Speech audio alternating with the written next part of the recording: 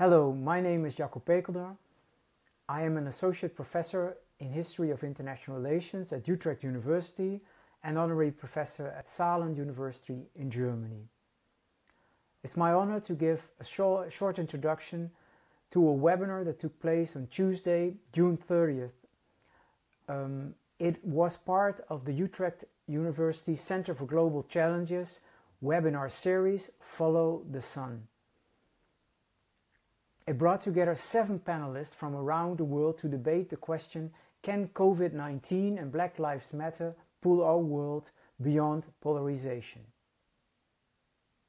In the series of webinars about the potential transformative implications of COVID-19, we thought it essential to look at current politics as well, specifically at the way political debate and political power play have in recent years been drifting towards groupthink and polarization. In Utrecht, polarization has been a theme of a special project of engaged learning called Dare to be Grey. It started early in 2016 when I participated with a group of some 20 students of international relations in a global university competition called Peer-to-Peer Challenging Extremism. We developed an online campaign against the false dichotomy of opinion and counter-opinion that dominates how media and politics portray crucial debates. Instead of the many different shades of opinion, they create a black and white picture of society divided in 2 fundamentally antagonistic camps. This is one of the drivers of extremism, and to fight it, we call on people to dare to be grey, to voice their doubts and search for nuance and connection, to stay open to debate. When COVID-19 entered our world, and especially when we went into lockdown, it suddenly seemed that the veil of false dichotomy was lifted. Society seemed united again, and in a number of countries, governments found broad support in parliaments and among the people. Politicians who continued the old populist game suddenly found the cards stacked against them, which of course doesn't mean they instantly lost their seats of power too.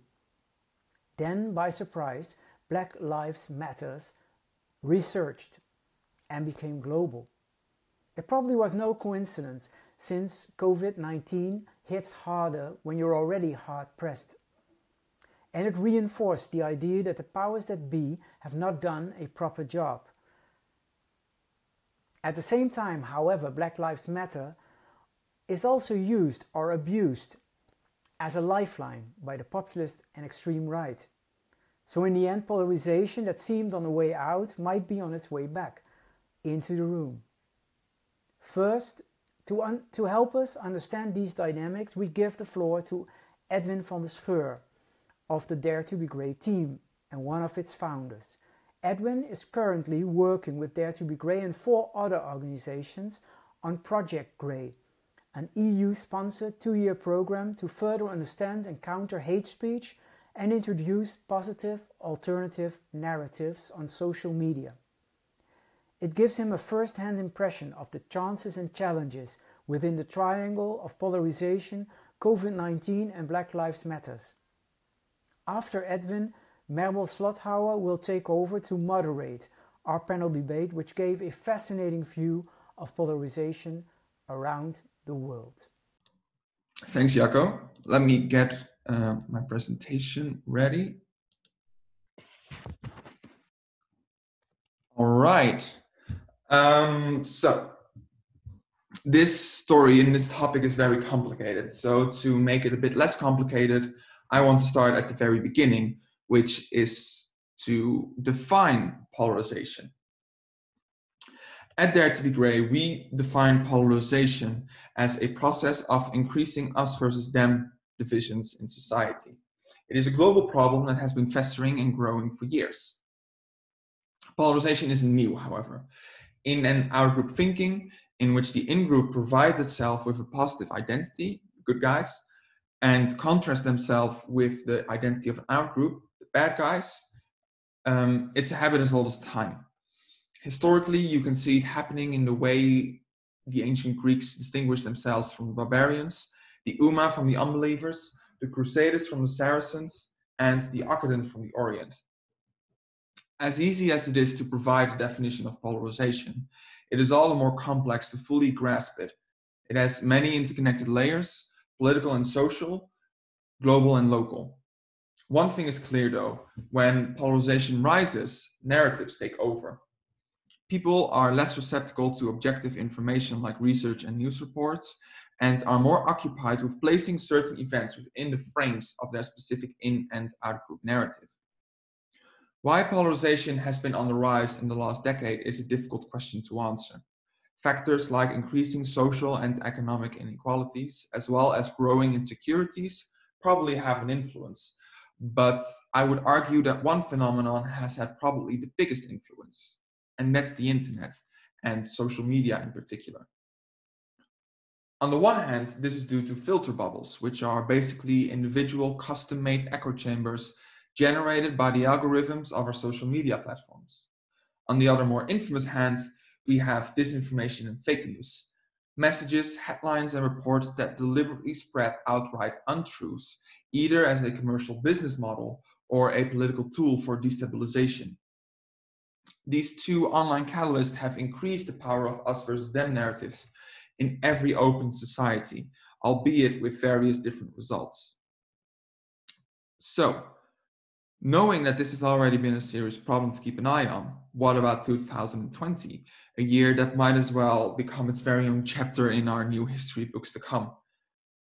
It should be no surprise that the corona crisis isn't only testing our educational, governmental, and healthcare institutions, but also the fundamental social ties within our societies, especially those societies that have already been heavily polarized. Take the United States. Before the pandemic even fully reached the country, we witnessed a highly polarized political system in which President Trump and his party members blamed the opposition for hyping up and over-exaggerating the potential danger of the virus. Because corona was elevated to be a polarized partisan issue, we still see an administration that constantly tries to downplay the seriousness of the crisis. More fundamentally, we've also seen it with the rising problem of disinformation and fake news, of which the most prime example is 5G technology, and the thought that it might cause the virus or actually be the virus itself. The longer the pandemic is dominating society and the deeper the crisis gets, the more you see countries and societies struggling to maintain their resilience against polarization. For sure, in some countries, especially here in Northern Europe, we've actually seen the consolidation of public institutions and coalition parties. Here in the Netherlands, for example, the ruling party of the VVD, under the success of our Prime Minister Mark Rutte, saw one of the highest polling results since the start of its tenure as the leading governmental party in 2010. The question remains, though, how long this consolidation of trust will hold, especially considering the new challenges that have recently come to the foreground. I'm referring, of course, to the massive protests for Black Lives Matter in the United States and Europe. The protests started with the emotional outrage concerning the murder of George Floyd, but don't be mistaken, they addressed many other more fundamental issues: excessive police violence, economic inequalities, and systemic racism. Especially the latter is something that hit a nerve in the US, but also in Europe, where we've seen some of the largest anti-racist protests of this century. Is it a coincidence that this happens during the COVID-19 pandemic? Probably not. While not fully studied yet, of course, there are many hypotheses out there that try to find the connection and explanation. For example, the US has been confronted with the highest unemployment rate since the Great Depression of the 30s. On a surface level, you could argue that more people have the extra time to protest, but on a more fundamental level, it's the extra personal distress and sense of insecurity that have been major catalysts for the protests as well. On top of that, we've seen that minority communities, and especially Black communities, suffer a much higher risk of death from the coronavirus compared to white communities. While people far removed from the experiences of racism would condemn the overcrowded protest, something that here in the Netherlands we witnessed following the protest at Dam Square in Amsterdam, Black Lives Matter protesters would counter such sentiments, saying that corona is actually just another reason to protest for Black Lives Matter now. The Black Lives Matter protests have brought a lot of festering, painful sentiments to the foreground, which have made discussions on this topic very confrontational. On a personal level, I've also experienced the sheer awkwardness in trying to have discussions with my peers and friends on systemic racism and Black Lives Matter. For example, while playing a game in the evening in which everyone could submit anonymous questions on paper, the room fell completely silent when someone read out loud the question written by me, "Do you believe Black Lives Matter?" No one spoke up, and we awkwardly moved away to the next question. Most people attending probably thought it was better not to stir the pot, including myself.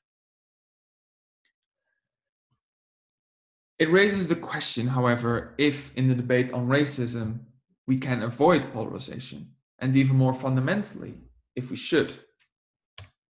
I believe that we shouldn't avoid a certain level of polarization. After all, it's polarizing protests that historically have given us all the right to vote. They have given us social securities. They have given me the right to marry. Just a couple of examples. Sometimes we need it.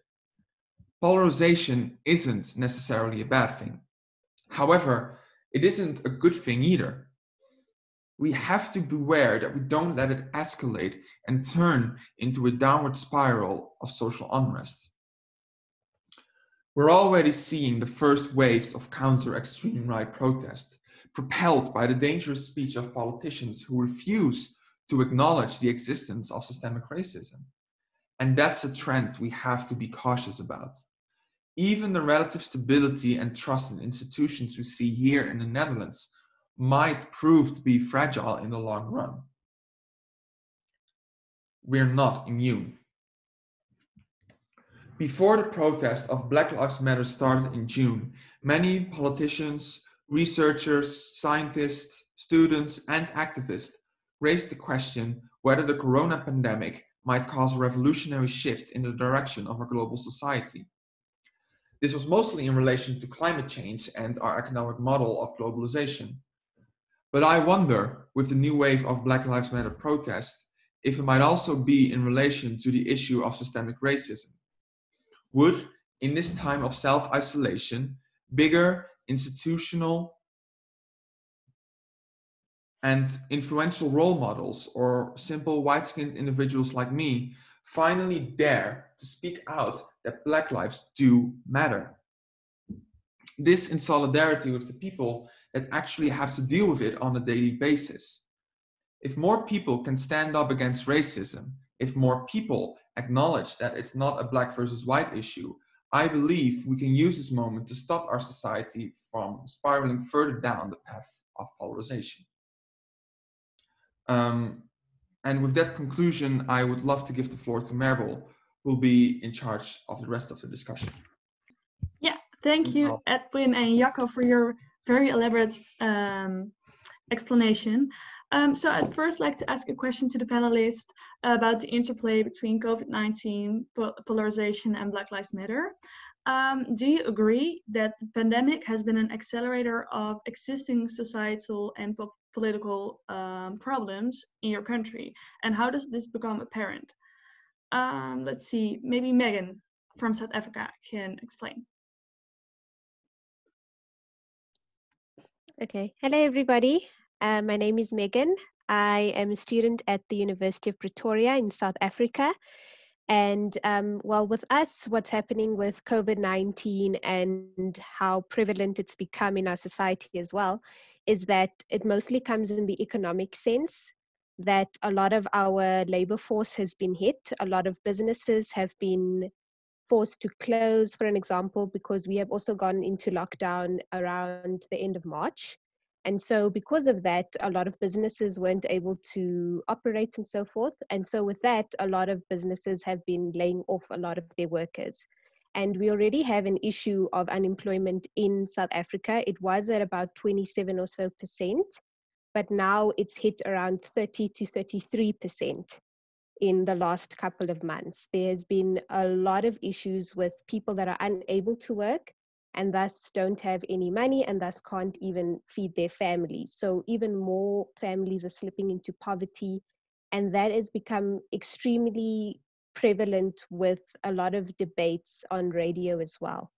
So a lot of people, for an example, alcohol was banned. So a lot of people that can afford to take care of themselves will complain that alcohol is consumed with their dinner in the evenings. But then in a lot of other communities, they don't even have enough money to buy bread, for an example. Yeah. So you want to debate about allowing alcohol to be served to the community, but other communities aren't even able to afford the basics.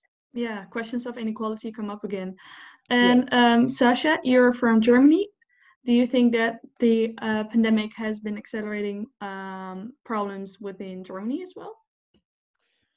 I would think so, yes. I think initially it seemed as if COVID-19 would bring together German society. We have a huge upsurge in right-wing populism. We've had it over the past 10 years or so. And initially it seemed that trust in public institutions, trust in the news even would increase. There was, for example, a weekly news broadcast on by the German federal broadcasting system that informed viewers about the current state of affairs with regard to the coronavirus. But this has more or less, the longer the lockdown lasted, has been sort of turned around, and right-wing populism, right-wing parties such as the Alternative für Deutschland, the Alternative for Germany, which sits in the federal government and the federal parliament and a number of state parliaments as well, has been emboldened really. So I think that is one takeaway from COVID-19, that polarization has actually increased, I think. Okay, thank you, Sasha. So yours is more on a political level that you see inequality as getting through. Caroline from Brazil, can you share your thoughts with us, please? So, in my country, this polarization is more common because people die every day. The situations George Floyd is very common here, and the COVID is not affect this. Yeah, that's clear. And Lynn, you're from China. Could you please, share your opinion about this? Yes, I think the COVID-19 makes us to slow down and to think about our lives, our personal lives, and some of the national issues. And I think people have, during this lockdown period, people have more time to look at the social issues, and you may say that these issues that underneath emerges during this special period, and I also have many time to think about it. But I think this special period makes the Chinese people to believe the government more, because this is a central government and have very quick and effective measures to help people to solve the problems. Yeah, that's my opinion. Okay, thank you so much for sharing. Stephanie, Edwin talks about the US in this presentation. What did you think about that? And do you think that it overlaps with your view? I think he brought up a few points that I have already come up in what I wanted to say, in that generally that talking about this consolidation of trust in public institutions, that never really occurred in the United States, because specifically the president and the central government have been pushing the idea, at least very early on, that any sort of reaction was an overreaction. And so it very much turned from action taken by the central government to action taken by the state governments. And so actually what we saw was a devolution of power to more localized authorities. And there's been a greater question of how the central government should react, what their role is. And on top of that, I think there is an intersection of a couple different factors. There's already been the mention of unemployment, but I think that this also combines with a racial issue, in that the communities that are disproportionately affected by COVID and by unemployment are communities of color. And part of the reason for that is the people who are essential workers who can't make the decision to work from home to self-isolate are predominantly people of color who are poorer. So there's this intersection of racial issues and economic issues that have existed for a while being compounded by a very inept response by the central government and this devolution of power to state governments. Okay, very interesting to hear, and thank you for sharing. Mikhail, how does Black Lives Matter translate in your country? Hi to everybody. I want to make a quick connection actually with the Black community and the Roma community in Bulgaria, because I believe that we share a lot of similar problems. And also I want to add something to the previous question, that the crisis with COVID-19 has revealed numerous structural problems. And all these problems are not a consequence of the pandemic, actually, but rather now they're given public publicity in our society. Like from low quality education, low quality healthcare, institutional racism to in-work denial, and also the lack of good or any infrastructure made it difficult for medical vehicles during the pandemic to maneuver. And the lockdown of entire neighborhoods with tens of thousands of people showed the attitude of the authorities towards our community, which is, I can say that is quite similar to the attitude of the US authorities towards the Black community. Okay. And yeah, and in Bulgarian, I want to translate in Bulgarian, Black Lives Matter. Yeah, if you could. Животите на черните зависят. Има значение. Okay, well, it sounds so different than English. Shanil, we haven't heard you yet. So what's your opinion on the existing problems in Suriname? Has this been affected by COVID-19? Yes, I think that I want to say something about the things that already existed before the pandemic and actually became more apparent.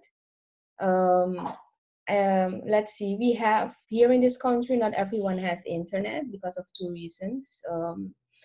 Some people cannot afford it, or in some areas, there is no internet connection.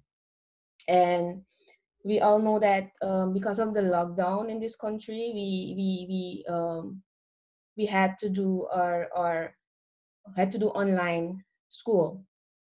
And because not everyone has internet, and usually the poor people cannot afford it, they cannot participate in online schooling. And you usually need a laptop also, and most students don't have a laptop. Some people don't even have electricity. And I like to focus on the area where the indigenous and the Maroon live, the tribal community. Those areas, the interior of the country, are not really, are underdeveloped. And because they are underdeveloped, these people cannot participate in everything, right? And also regarding the healthcare, we already had a shortage on supplies and equipment. And after the pandemic, we had a bigger shortage. So because of donors who supplied us with medical equipment and supplies, we are able to treat people that are also affected by COVID-19. But I would just like to say that these problems are, in my opinion, are problems of that actually third world countries have more, because it seems like there is a lack of leadership in these countries. And you have political leaders who do not always serve the common rights of people, but individual rights, their own rights. And during this COVID-19, what we really need are political leaders who will serve the common right and actually make all the rights, that the human rights, available for everyone. So I do believe that these problems that we actually see during this COVID-19 were already existed before the pandemic. Yeah. Yeah. Okay, that's a good point. Thanks. I was wondering more, how do you see the relation between COVID-19 and the entering of the Black Lives Matter protests in your countries? So let me start with Stephanie, because the Black Lives Matter protests started in your country. Do you think there's a special relation between the two events? I think I touched on this a little in my first response, but I do think that because COVID has disproportionately affected the Black community, it adds this layer to the protests, because these aren't new protests. This goes back further past this administration. This has been an issue for a very long time. That the protests in Ferguson happened during the Obama administration. So it's not new, but I think the acceleration and the scale that it's taking on now is one part to do with COVID and the unemployment and the virus disproportionately hitting Black communities. But I think another issue that has opened a lot of people's eyes to the problem of police brutality is specifically the anti-lockdown protests. Because there were these protests that preceded the Black Lives Matter protests, where people would storm state houses, a lot of them armed, demanding an end to lockdown rules, which in part is because of this polarization we're discussing, this belief that it's not as bad. But the dichotomy of people protesting about the death of George Floyd and being met with tear gas and brutality versus the people who were protesting against reasonable public health measures being met with none of this, when those protesters were mostly white, has led to this very public awareness of how one issue is treated and how another issue is treated that I think has really added a lot of accelerant to the movement. Mm-hmm. And do the other panelists recognize something from Stephanie's story in their own country? Megan, I see you nodding your head. Could you explain? Well, what I enjoyed a lot about what Stephanie had to say is that it is always disproportionately Black communities that are negatively affected by COVID-19, especially in South Africa as well, because yes, Black people are a majority, but Black people are still disproportionately poor because we're still recovering from the after effects of our own institutional racism, which was apartheid. We're only about 26 years out of it. And a lot of the time, a lot of white South Africans will say, no, it's over, get over yourselves, it's finished, we're 26 years out, but the after effects are still affecting us today. Mm-hmm. And how does this make you feel?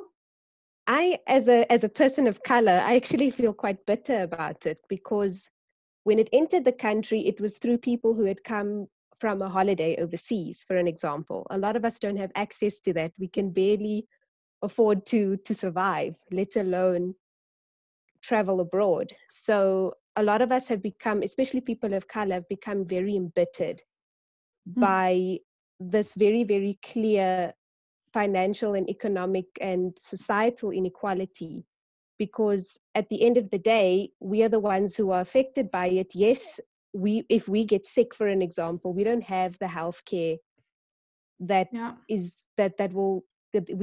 can't afford the healthcare that will be able to assist us. So a lot of the time, a lot of people are just, passing away, and they aren't able to even access the basic healthcare that's necessary. Whereas a lot of other smaller groups can, for an example. So that becomes quite problematic. Yeah. Chanel, you want to add something? Yes, I want to say something about the healthcare, because right now, what you see is that people don't have time because of this virus. People don't have time to see who has insurance and who doesn't have insurance. So right now, the focus is mainly on eliminating this virus, right? So before COVID-19, it was like, okay, if you're a colored person and you don't have a lot of money, you have like a poor insurance. But after the pandemic, it seems like it doesn't really matter who has the better insurance. Also, the people who don't have insurance, medical insurance, they're also being helped because there's no time to look at, okay, you have insurance and you don't have insurance. So everyone is being helped, and actually the focus is on eliminating the virus. So that's a change that we also see during this pandemic. Yeah, so that would make you feel like more of one group, so less polarization in the health system. Exactly. Okay, that's good to hear. I wanted to ask Lynn something about the Black Lives Matter movement. How does that come through in China? I like get noticed about this news is on the social media and also the official news. And actually, I feel it's kind of like the natural things because the colored people, their voice has been like depressed for so long time, and during this the outbreak of the COVID-19, so just as I said before, people have more time to think about it, and during this period people may feel like anxious, worried, nervous, things, different kind of like mixed feeling of it, and so they may like connect the Black Lives Matter thing to their own life, and they just want to say something maybe they were never realized before. So in China, I think it's the same. People began to like look at the disadvantaged group in China and the poor people and try to encourage them to speak out.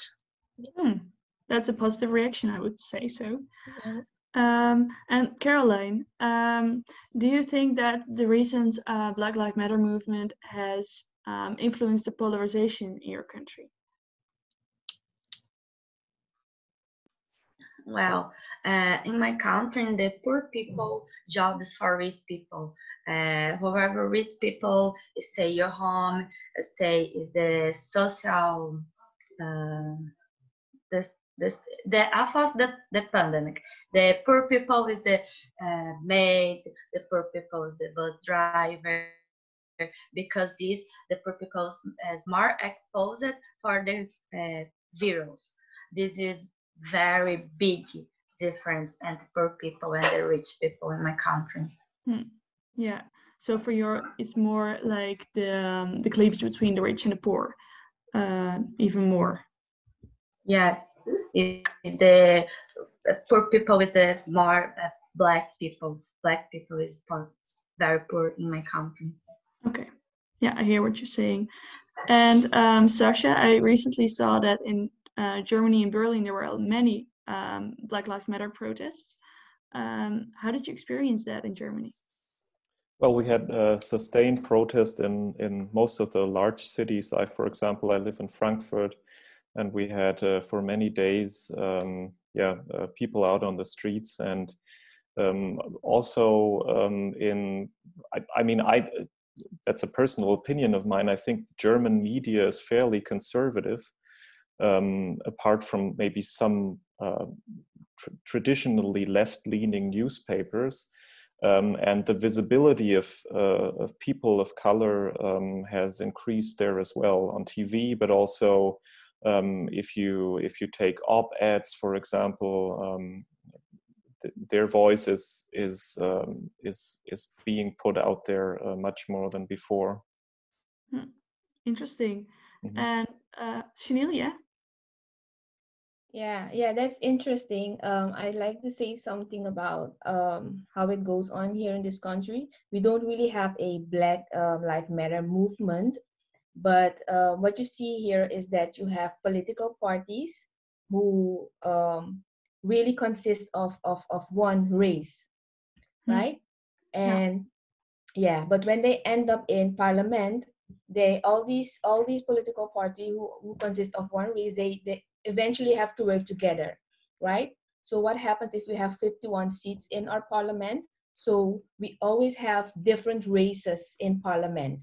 But something really happened this year that I think for the first time happened in history is that we have a political party that consisted only of Indian people, Mm-hmm. and this year he put a few black people on his list, and a political party here in Suriname who only has one race doesn't get more, I think, about 8 seats in parliament. But when you have more races in your political party, you can get up to 20 or to 26 seats in parliament. So what this political party did is he did not only had Indians on his list, but also a few black people. So he basically went from like 8 seats to 20 seats. So having it's a big difference. So you see that because of our country has different races here. We have Indians, we have Japanese, we have Chinese, we have all Mm-hmm. about everything. We have interracial marriages, so everything gets mixed up together. So when you are a political party with different races, you get more Yeah. votes and more voices. So that is what happened. So it seems like we're going to have an Indian president, but I think that's a normal thing, and we're used to having a black president. Yeah. But on the other hand, you have people on social media who are posting that if we have an Indian president, the black will perish. So I think we have to be really careful with that, because I think some people are like speculating something, and I think we just have to wait and see what happens. Yeah, so Yes. there are mixed feelings around the Yeah. new political movements in your country. Michiel, you mentioned before that the Roma people are now also, well, you compared them to sort of the Black Lives Matter movement. And I was wondering, do the Roma people in your country also speak up more now Black Lives Matter movements are, getting a lot more of attention? Actually, in a matter of fact, we don't have a proper Black Lives Matter movement in Bulgaria. But 1 month ago, there was a protest, Black Lives Matter and Roma Solidarity protest in our capital, Sofia, Yeah. in which I think around 200 to 300 people were attending the protest, and there were speeches from black people, from I think one Asian girl, also from Roma people, and the protest was awesome. And I have to say that the COVID-19 crisis made me look at the world through new eyes. Despite all the negatives from the pandemic, I can see that I can see an opportunity actually for the most disadvantaged communities. For example, in Bulgaria, the Roma community, also the LGBT community, and others, because of solidarity and care for each other that I felt the protest in Sofia gives me hope, and the hundreds of young people, because most of the people who were attending the protest were youngsters, teenagers, and the strength in them and their fearless spirit, because we had the far right, I don't know how it's called, far right activists, let's say, surrounding us when we were protesting. Everyone was fearless, and they showed me the change actually we are all fighting for. And I believe Black Lives Matter also helped the Roma cause to be heard in our society. Yeah, that's a very positive story you're telling. And I was also wondering to the rest of the panelists, what is your worldview after COVID-19? Do you think there are lessons to be learned for how polarized a country should be, or things? Is there a change for the better? Let's see. We can start with Sasha. Yes. Well, I'm not totally sure about any lessons. I think what I found very striking was, in a very negative way, was that at least in Europe, which prides itself with about its close integration, every country, as soon as the outbreak became apparent, really unilaterally, Germany at least, unilaterally sealed off its borders to its neighboring countries. So every state sort of seemed to be on its own. And I think there's something to be learned there about the question of polarization as well, because I think unification or bringing sort of a society together has its blind spots too, because maybe, I mean, at least historically speaking, you need sort of an outward force that you can contrast yourself against. And I think the European neighboring countries, in the German case, exactly serve that purpose. So a very skeptical takeaway, or a very negative takeaway for me at least, is the question where European integration is headed. Yeah, yeah, I can see where you're going. Jacco, yeah. Yeah, can I add to that a kind of reflection? So what is remarkable, however, is that there was a lot of debate on this point that you make, Sasha, was also in Germany discussed, and there was a lot of disappointment voiced in Germany about this as well. So it's not that everybody in Germany was happy with it and that the government did not correct in part these policies as well. And maybe there's other stories going around elsewhere in the world also, where you see that it actually helped debate somewhat. Yeah, Megan? Another thing that I thought to also bring up, especially in South Africa at the moment, is the intersectionality between Black Lives Matter, COVID-19, and gender-based violence. So a lot of the time, it's something that's neglected in these kinds of discussions, but unfortunately, it's a very, very big problem in my country especially, because with the lockdown that's occurred, a lot of women who are in abusive homes and in abusive relationships have been forced to stay at home with their abusers, and thus haven't been able to get out and look for places of safety because we're not allowed to move around. And we found that with the increase, as the lockdown measures have been eased, more and more cases of gender-based violence have been increasing and coming to the forefront a lot more. And with the Black Lives Matter movement as well, it's a lot of discussion on what's happening in the US, for an example, the murder of George Floyd and so forth. But in South Africa, it's not brought back to our context. The fact that it's not just Black people that are being murdered or through police brutality, for an example, but it's Black women that are being targeted. And I think that needs to be discussed a lot more, because at the end of the day, if you have to consider intersectionality, Black women are on the lowest scale. They're the ones who are suffering the most and often have more than one issue that's affecting them versus just one racial issue or a gender issue. It's oftentimes both. Yeah, thank you. So. Interesting point. I saw Mahil putting up his hand first, and then Stephanie, I'll come to you after that. I won't say that there's no doubt that the pandemic has put several countries in a difficult position, actually. And at the moment, Germany is actually challenging the leadership of the United States. And as Sasha said previously, Europe is facing a backlash among its member states. A united Europe, I believe not that now we're moving towards Europe of nations, divided Europe. And the Black Lives Matter movement is not limited actually to the US.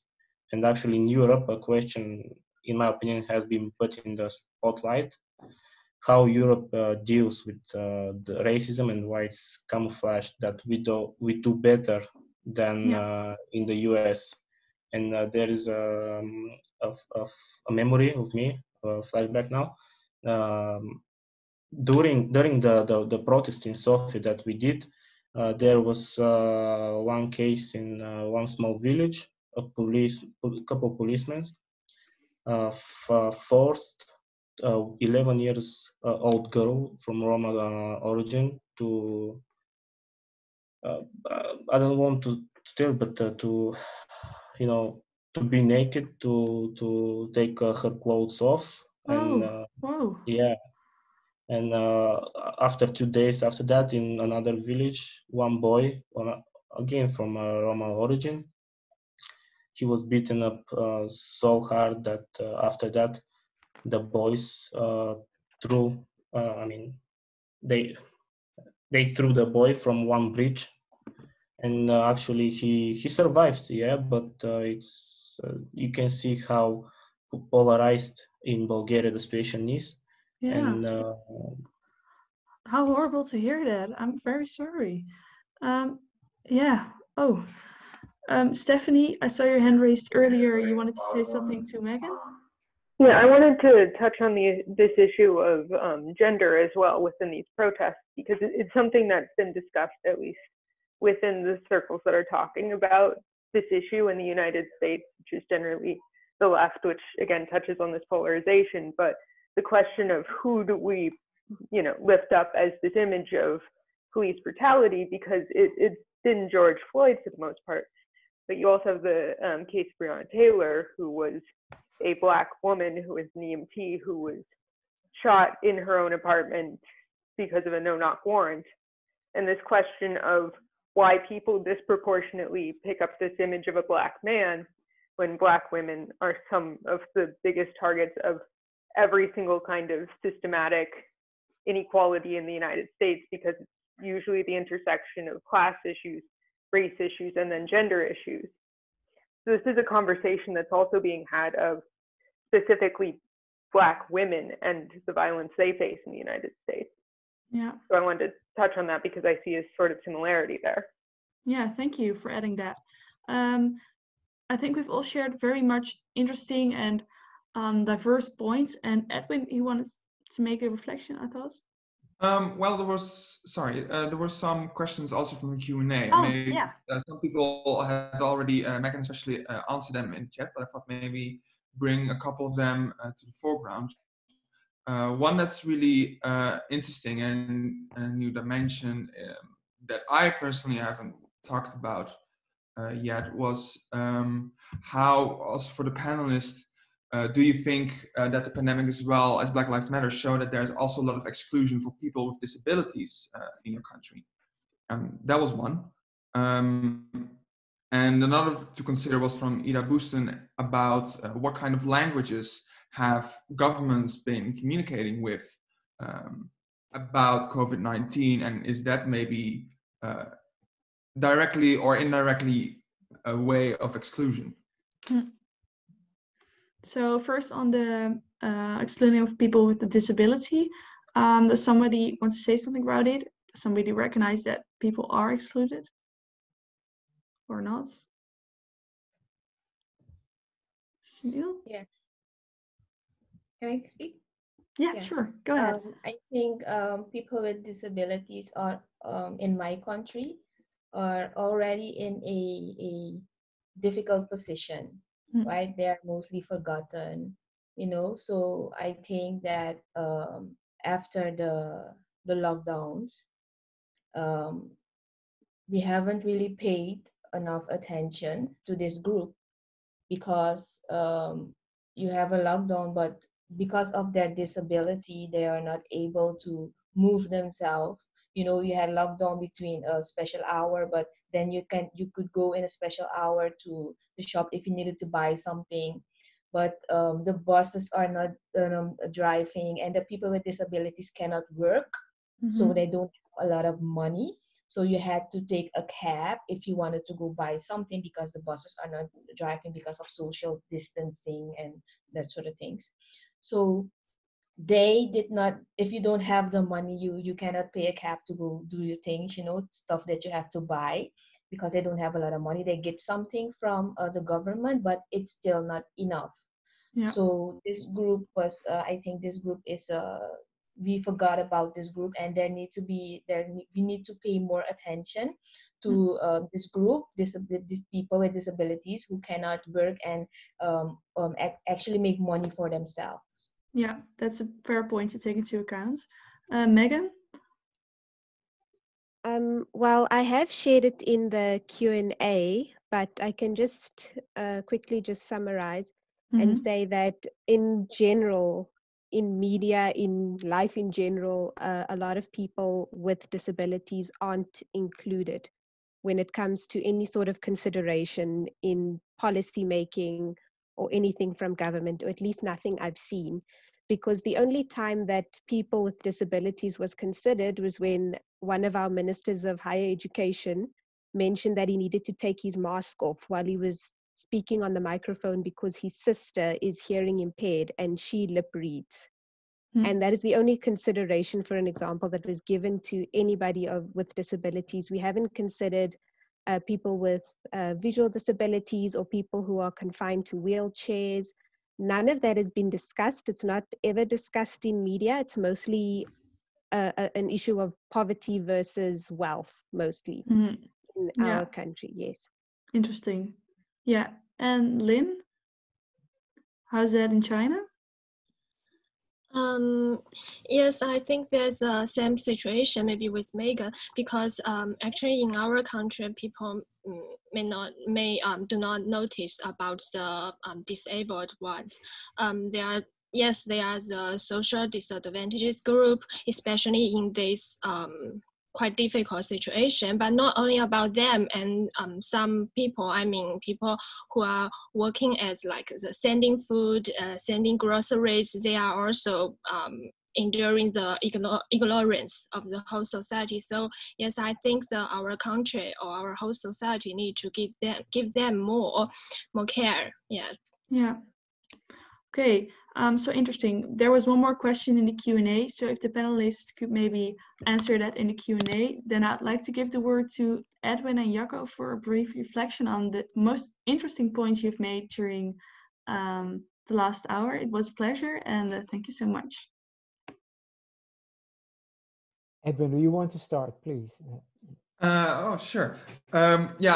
I loved having this discussion also from people all around the world. I think two things that really stuck out to me was that what you see happening now with the COVID-19 crisis and all the different levels that we're discussing it in is that the conclusion that you can almost draw is that it maybe didn't even bring about new dynamics, but mostly it laid bare like social issues and problems that actually were always there, but now are kind of forced to the surface level. And that's whether it was Suriname or Germany or here in the Netherlands, or as of course also the USA, that's the big commonality I'd say between all of them. And what you see also what I also like was that there's this difference between what's going on globally. Like we're all talking about the same themes, of course, about the pandemic and Black Lives Matter a lot as well, but that can also on a more national or local level have its very specific iterations and topics and the way we need to talk about. Also what Miguel said, relating it that in Bulgaria it's much more to do with the Roma, for example. So those are two really interesting takes from my end. Thank you very much. Edwin, I totally agree with you. I was struck with the intersectionality. It's a posh word, of course, but that everything is so much locked together. All kinds of social, political issues, relations between the different groups in society. That they're all so much interlinked, and that COVID-19 has put a bit more of stress to that. I also take back that that there's indeed maybe not so much ground for optimism of politics really changing through this.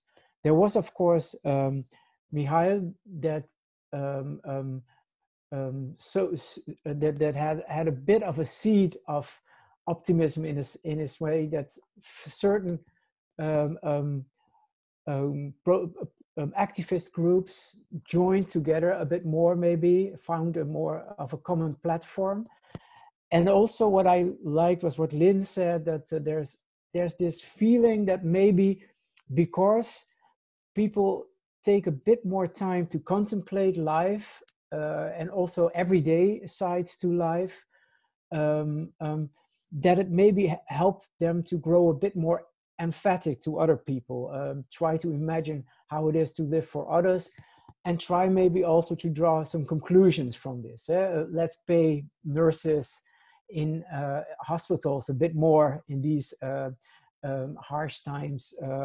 Let's do something more for poor people, because we now even see their health very directly affected by their poverty because of COVID-19. So maybe there will be politicians, maybe there are some already working at it a bit, to build on these new coalitions that come up, to try to affect real change in power relations also on this. And maybe it will then in the end turn somewhat the world for the better. But I also unfortunately have to take with me that there's still a lot of work to be done. That's very clear. Yeah, on my behalf, just a quick word of thanks to everybody, but I don't want to to usurp the job of Joost, of course. So, because otherwise I would have nothing to add to the Exactly. webinar. Thank you, Jacco. Before I thank everyone, just I want to take us. I don't want to repeat anything that has been said, and I really enjoyed the discussion, and I'm amazed that we're actually ending right on time as well. But I want to take us back in the 1 minute that I have to something that you mentioned, Edwin, at the start. You gave this anecdote where you say, I was together with a group of friends, and we put questions in a hat, and then you put the question around Black Lives Matter, kind of that was your contribution. And it actually made me, the discussion that you all had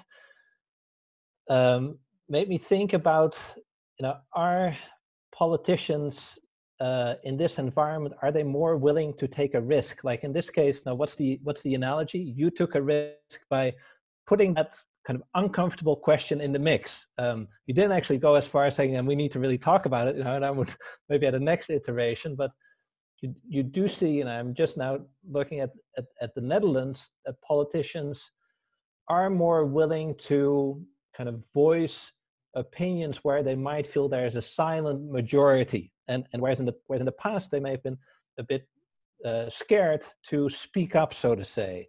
And I don't have an answer, and I can only hope that the current situation that we've been in has allowed people to speak up more, and not necessarily from the perspective of polarization, but for speak up for you all had a discussion also around people with disabilities, and speak up for and with people with disabilities, for example, and hopefully kind of the COVID-19 has pushed us all to take more risks in the policies and the lives, and hopefully that might also lead to some positive outcomes. And in this case, kind of taking a risk to kind of voice support for an opinion that might not always be the most popular one, but may be a very important one from a social justice point of view.